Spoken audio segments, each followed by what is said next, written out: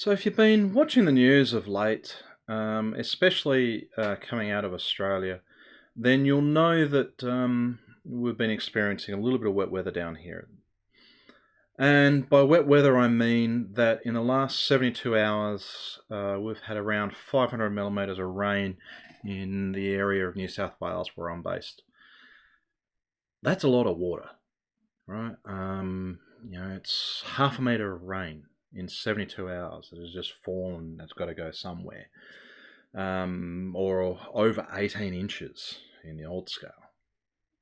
That's an insane amount of water. That's 6 inches a day. A lot of water everywhere. Fortunately for us, we're fairly high up, and it means that the water runs straight down the hill and then drains away into the rivers and lagoon near us. So we're not too bad. Problem is obviously I'm stuck in my bedroom here with a lot of other stuff. Most of this is going to be going into the caravan that we're renovating at the moment, and that's where I'm going to be situated once we've got the caravan sorted out. One, it's going to be really cool to be able to travel around Australia because we can't go anywhere else in a little bit more style because we've been putting a few of the mod cons in there. And two, it gives me a much better workspace than operating out of a shared space where I've had at least 5 interruptions since I started trying to make this video already.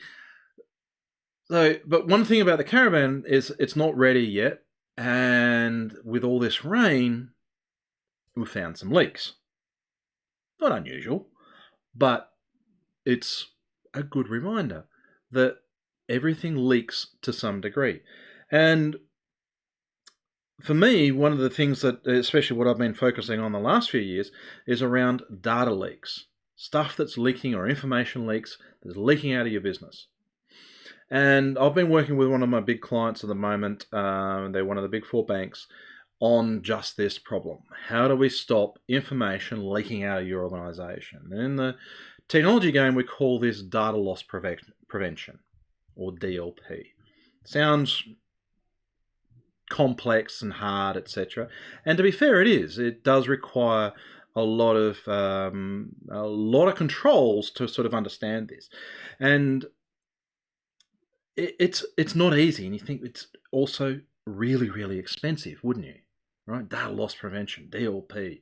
Sounds like an acronym that you'd throw $1 million at just to try to understand. And in full fairness, not so long ago, that was exactly the problem.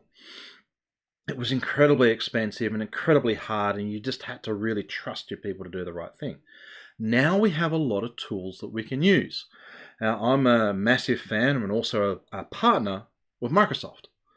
And the tool suite that Microsoft gives, especially from the enterprise customers where I'm used to working and have had a lot of experience working with, have had access to a lot of these tools, these data loss prevention tools and monitoring controls, etc., and compliance. And we've been using lots of different things in managing content and documents for a while.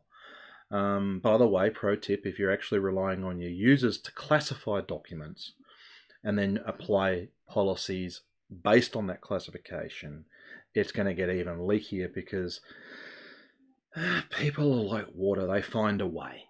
Just like the leaks that are finding the way into my caravan, people will classify things until such time as it starts causing them problems. Let's say they're classifying their content as sensitive, and they go, well, I can't email this now because I've got a DLP policy set up that blocks me from emailing that stuff. So what they're going to mark it as public or general. So it goes through the filters and gets there. Well, that's not really useful. That's not the point. So we need to put in some smarts and technology that's actually going to classify and verify this classification over the top. And these are some of the tools that you get out of the box from Office 365 or Microsoft 365 as they're calling it. There's a lot of tools that would have cost millions and millions of dollars to implement and invest in terms of the infrastructure, the trained people, the technologies and the build and the licensing and everything that you need that Microsoft just gives you as part of the deal, right? It's in the box. Yet no one uses it because it's hard. it takes configuration, it takes understanding, and someone who's got an idea of how to actually use this in a way that can help a business. And for a lot of small businesses, they go, well, it sounds too hard. We'll just turn it all off. We'll make everything open because, hey, we trust everyone. Yeah, don't do that. Don't do that. By all means, you should ensure that you've got really good people that you trust to do what you need to do. But also, people, we're human. We make mistakes. So more of the DLP stuff that I put in, especially for small businesses, and some of the rules, etc., they put around there, is not to stop people from doing their jobs. No, absolutely not. It's more to stop the accidental, oops, I just sent out that really sensitive document to my entire distribution list of people who should never have seen that content. Fat fingered it, it happens, right? But there's certain things that we can put in place to stop that. Other things to do, very simple stuff, like if you're dealing with financial and personal information, right? PII, personal identifiable information, right? We need to be able to manage that really effectively and a lot more sensitively, right? Not just because it's the good thing to do, but it can put you out of business if you get this wrong. It's that serious. It can even equate to jail time. It's not something we want to be as business owners, is in jail. So we can put some of these protections around so that we can track and monitor things when you're dealing with this sort of information. You see content that's been stored within your environment that has tax file numbers or credit card details or bank account details or other sensitive style information. We want to flag and know about it. We want to be able to protect that and lock that down in such a way that people know that it's there, and then deal with it appropriately. There are circumstances where you do need to store this information for certain purposes, but it needs to be done in a safely controlled way. The other thing is we've got GDPR over in Europe. Now you think, well, hey, we're in Australia. What do we need to worry about? Something that's going on in Europe. The thing is if you're dealing with information that affects a European citizen, you can be liable and held to account under the GDPR policies. So you at least need to have an awareness of how to manage that information. And so you also might have a lot of intellectual property within your organization. Maybe you're an education provider and you've got a lot of content that you've developed, and you want to sort of have some sort of controls around that. Well, how do you control that? How do you ensure that your information and your intellectual property is adequately protected so you know where it is? Who's got access to it? Who's got controls? Now, there's security controls, and then there's also compliance controls that we can put over that. And this is a really important thing, right? We need to understand how we're actually granting access to stuff, how we're allowing people to collaborate in our remote connected world that we have today, but do so safely, that protects you, protects your business, and protects the people's confidential information that you're dealing with. If you're in financial services, you know this stuff. It's part of what you do every day. My brother is actually a financial advisor. And so he tells me every time we have these conversations about technology and stuff, some of the things that he has to go through in terms of managing his particular business. So the thing is that, yes, we're on a rainy day.